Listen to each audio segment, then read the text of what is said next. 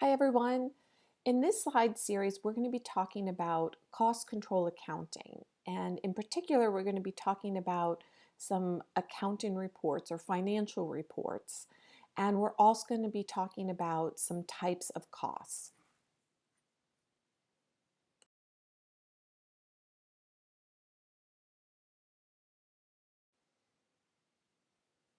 All right, so I'm going to pose to you a couple questions. So the first question is, why is accounting important? Well, it's important because it helps a manager understand financially where their business sits. A manager that doesn't understand important accounting principles doesn't understand how they can manage revenue and, even more importantly, how they can manage costs. So accounting is extremely important and it can predict the success or failure of a business. So in a food service operation, who needs the financial data? Well, I gave you a preview in my answer to the first question here. Really, who needs to understand it? The manager. At minimum, the manager needs to understand what's going on with their revenue and what's going on with their costs. I also think that many people within the operation should have an understanding of how they can impact either revenue or costs. So in a food service operation, the financial data is really important to nearly everyone. And so understanding it and understanding what your contribution and what your impact can be on that financial data is very important.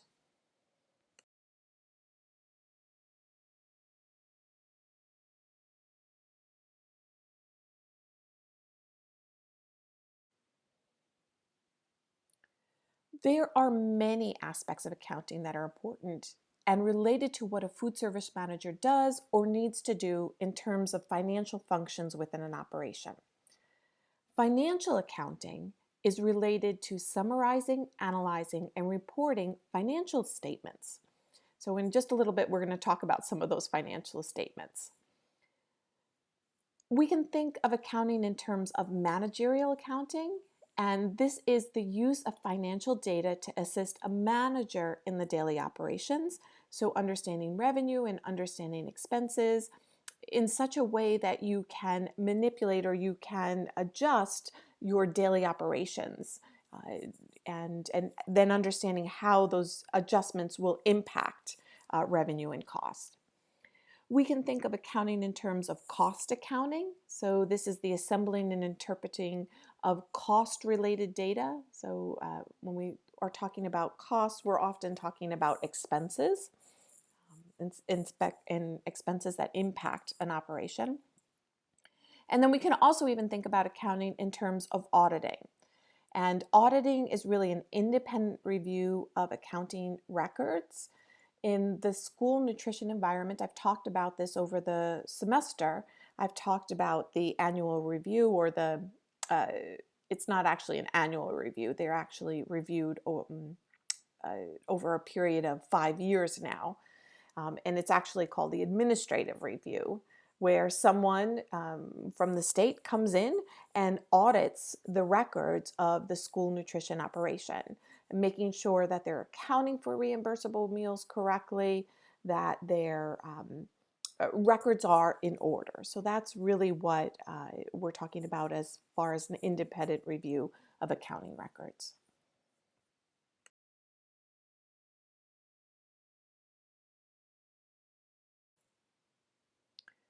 This is not an accounting class, so we're not going to talk about debits and credits. But I do think that it's important to talk about some main accounting principles. And so these accounting principles fall under something called Generally Accepted Accounting Principles, or GAAP. So GAAP stands for Generally Accepted Accounting Principles. And there are two main accounting principles that can be followed by business. It's the cash principle and it's the accrual principle. And so these principles really describe how revenue and expenses are recorded by the business. In the cash accounting principle, the recording of revenue happens at the time the money is received. So to be clear, money isn't always received at the time of a sale. So you can book that to be received, the money is going to actually be received later.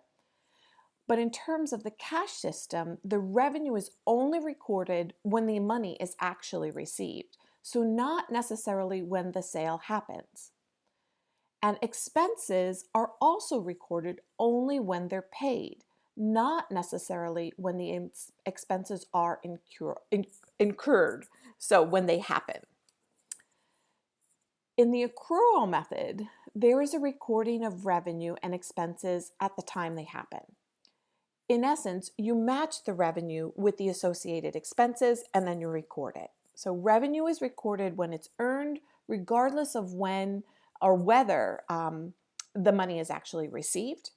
And expenses are recorded when they happen.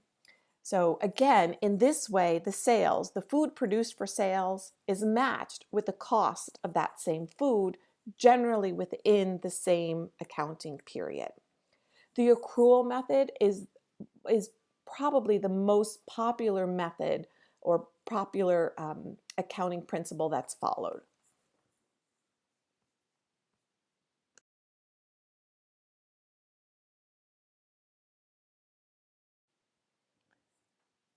In the next series of slides, we're going to talk about different financial reports, different accounting reports.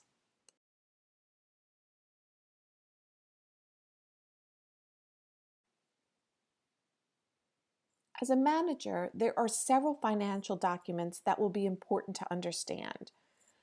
The balance sheet shows the status of assets, liabilities, and net worth, sometimes also called owner's equity or equity. And this balance sheet, this document, gives the financial condition of the business at one specific point in time. So it may be a balance sheet as of the end of the year, so December 31st, and then that balance sheet is no longer representative of where the business stands on January 1st. So it's really just for one specific period of time. The profit and loss statement, also called a P&L or an income statement, sometimes even a revenue statement, this document shows the financial activity over a period of time. And often this period of time is a month.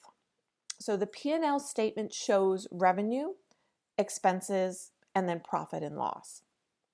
And then the third statement, or the third accounting statement or financial statement, is a budget. And a budget is a prediction of future sales and expenses, where you think the business is going in the future. There are many more types of accounting statements, but these three accounting statements are the ones that we're going to talk about.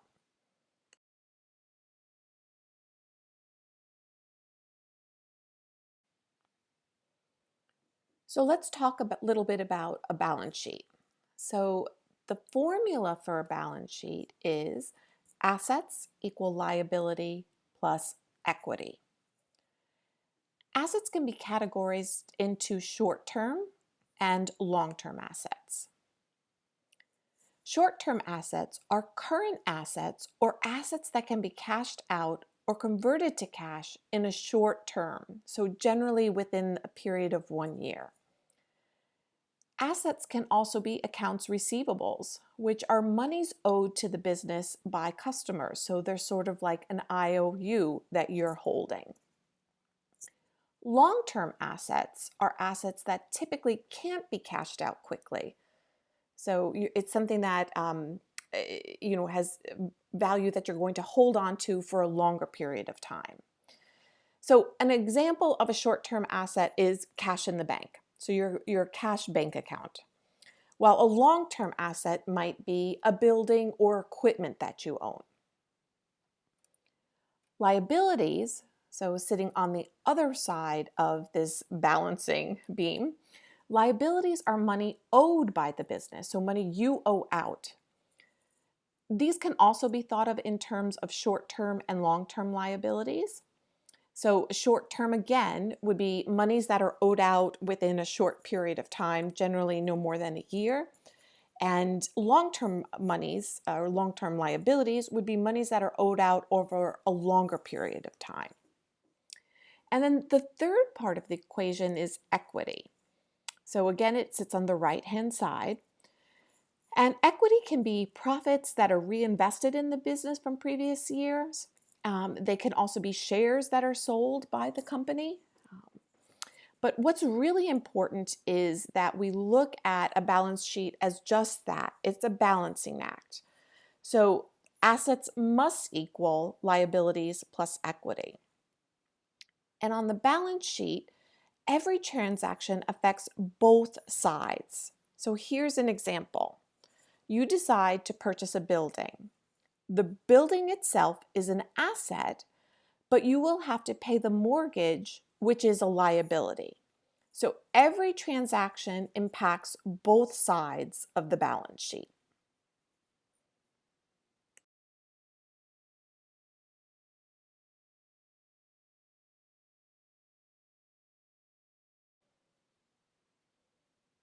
The next document we're going to talk about is a P&L statement, or profit and loss statement, or statement of revenue and expenditures, or an income statement. It has a lot of different names, but all the names mean the same thing.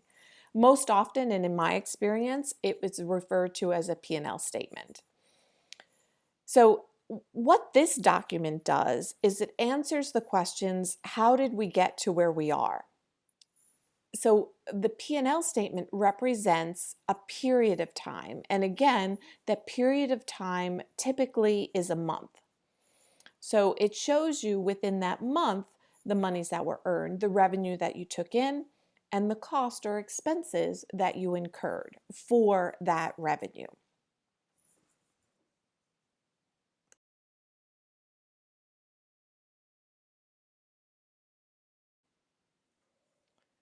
So what you see here is an example of a P&L statement, a very simplified version of a P&L statement. You can see the top portion, the portion that's outlined in green with the green arrow to the side.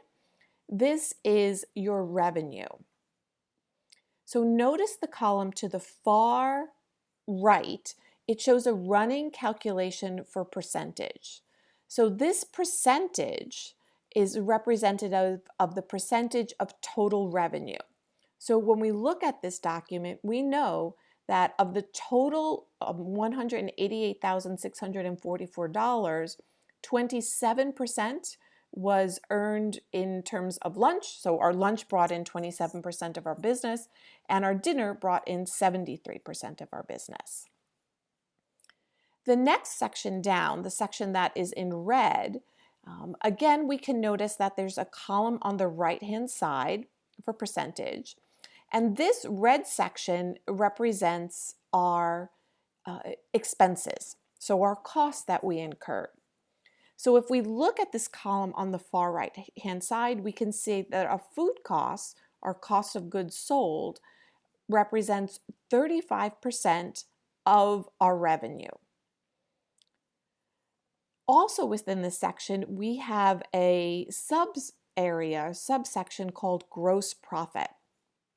Gross profit is another calculation, and gross profit equals our food costs less our total revenue, or said another way, our total revenue less our food costs. And again, food costs can be considered our cost of goods sold. So the actual formula is revenue minus cost of goods sold. In a food service operation, our cost of goods sold are generally our food costs, our food and beverage costs. In other industries, cost of goods sold may have other items rolled into it. But in a food service operation, typically our gross profit is our food cost, which is cost of goods sold for a food service operation, subtracted from our total revenue. So this is a very important calculation, this gross profit. And what it tells us is that it tells us how much money we have left over after subtracting out our cost of goods. So here is a little hidden treasure. I want you to go to the discussion board and look for this week's discussion post and indicate if gross profit percentage should be higher or lower and why. So again, go to the discussion board, look for this question, this little hidden treasure question, and explain why you think gross profit percent should be higher or lower. All right, so we have our revenue at the top, our expenses here in the middle. And so the very last section that I want to talk about on the P&L statement is our net profit and loss. So we get our net profit and loss by taking our total revenue, subtracting out all of our costs that we have, and then that is going to tell us whether or not we made a profit or if we had a loss. So in this very simplified P&L statement, we can see that there was a net profit of $21,026, and this represents 11% of our total revenue.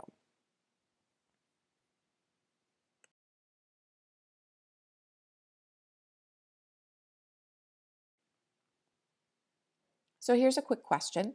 Which is more important to a food service director, the balance sheet or the P&L statement? What do you think? Well, the answer probably is the P&L statement. And really the reason is that the P&L statement shows your costs and sales, two aspects which you as a manager can help control or expand. So you can help control your costs and you can help expand your revenue. Whereas on the balance sheet, you don't have a lot of control over large assets that were purchased, the building or the mortgage payments that might have to make. But you can control your costs and you can work to expand your revenue.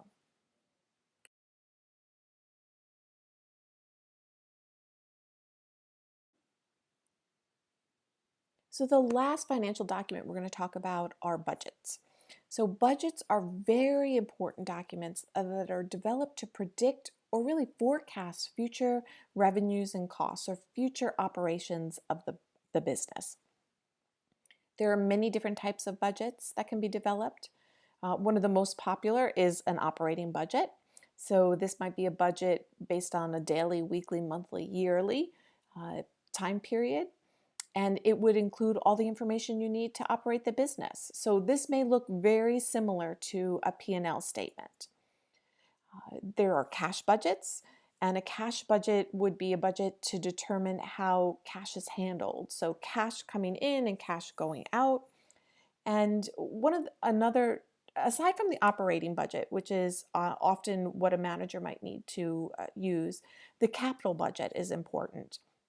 So a capital budget is typically a budget for large projects. So if you're going to renovate the kitchen or you're going to have a dining room renovation, you would have a capital budget to predict what it's going to cost to do that particular project.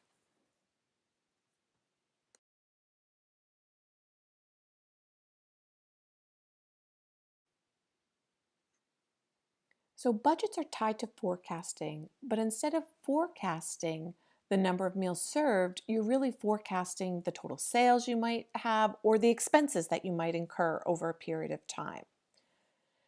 Just as we spoke about earlier in the semester, you might use historical data, sort of what's going on in the environment, and other factors to adjust your budget. You may even take the approach of incrementally increasing your budget. For example, sales will go up 10% over last year, or costs may increase 5% over last year. It's important that budgets aren't built in a silo. And so by that I mean they shouldn't be put together or be just one person's responsibility.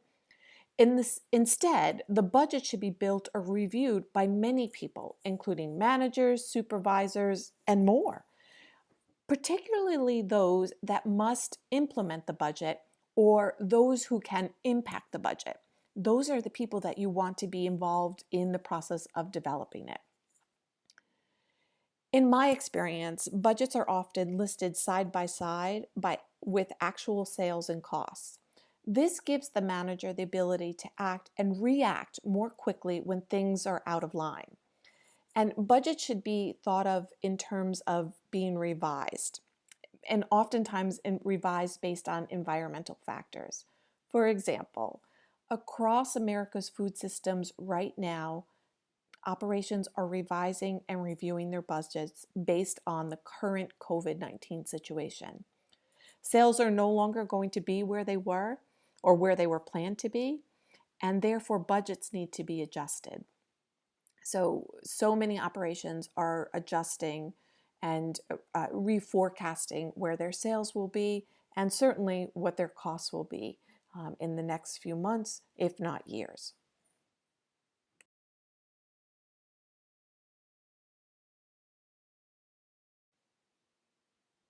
All right, so we've been previously talking about financial statements, and we've talked a little bit about some costs in there as expenses, in particular on the P&L, or as a liability.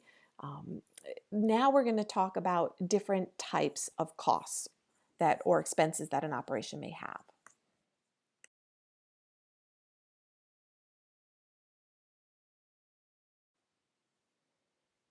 So I pose to you this question: what are the two most controllable costs in any food service operation? And the answer is food and labor costs. These are the costs that an operator or manager has the most control over. So these are the ones that you want to really be managing on a daily basis.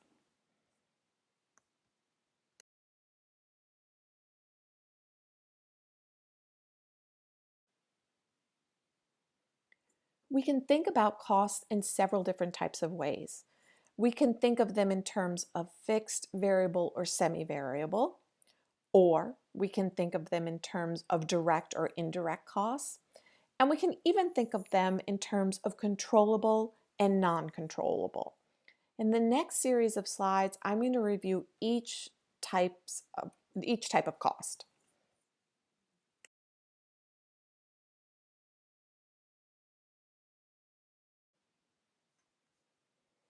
So let's talk about category 1 costs.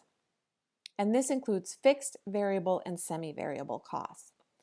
Fixed costs are the basic costs an operation incurs regardless of whether it sells or produces anything.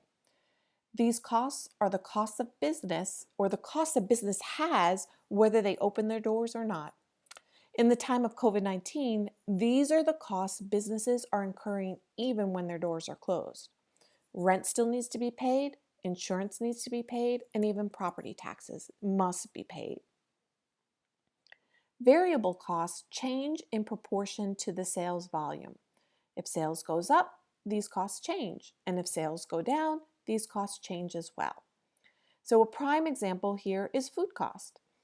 So, if you have more sales, you're purchasing more food, and if you have less sales, you are ideally purchasing less food. Semi-variable costs have a proportion of the cost that increases with the sales volume and a proportion that remains constant. So an example of a semi-variable cost includes labor. Managers' salaries are fixed costs and not necessarily tied to sales. They're paid a salary, a flat fee for the course of the week, whether you do, $10,000 in sales or whether you do $200 in sales. But wages are hourly, and they may be more reflective of sales. You plan for more staff when you're busier and less staff when you're not. So that's how labor really functions as a semi-variable cost. Other items that might be considered as semi-variable would be repairs and maintenance. You do some general maintenance throughout the year, but if your sales volume is higher, you may need to have more maintenance done on your equipment. And the other that is often thought of as a semi-variable is utilities. Again, you may have a standard that you are paying, but if you're using more gas because you're having increased sales, you're selling more food, and you're cooking more, that portion of it could be considered as semi-variable.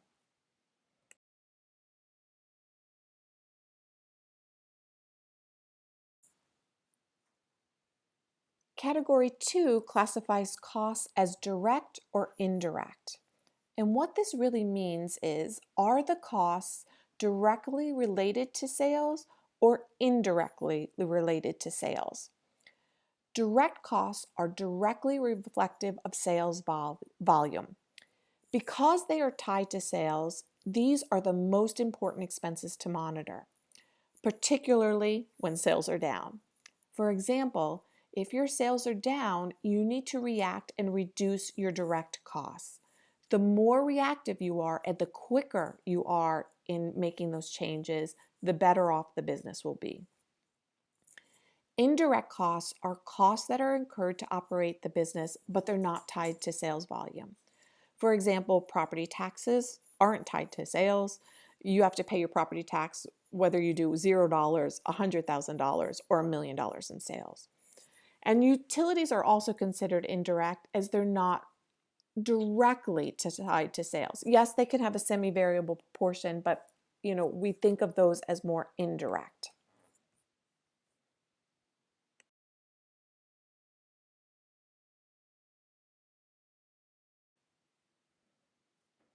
All right, so our last category of costs are controllable and non-controllable.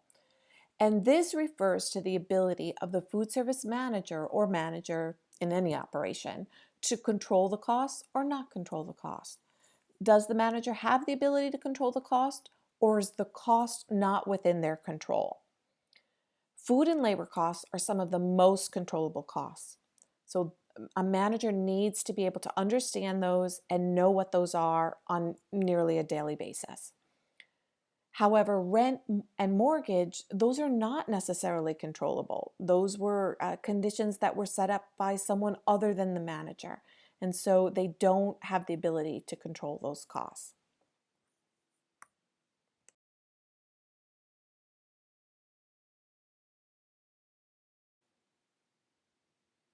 So that wraps up our part 1 of accounting statements and an introduction to costs. So I want you to start to think about how a food service manager can impact food costs and labor costs. How can they do this in terms of quality control? How can they do this in terms of delivery methods, in terms of quantity food production, standardized recipes, portion control, receiving, storage, inventory, and more? This is going to be the second part of your final, where you're going to give a discussion about how all of the things and all of the topics that we've had in this portion of the class impact our food and labor costs. So now is this time to start generating those ideas.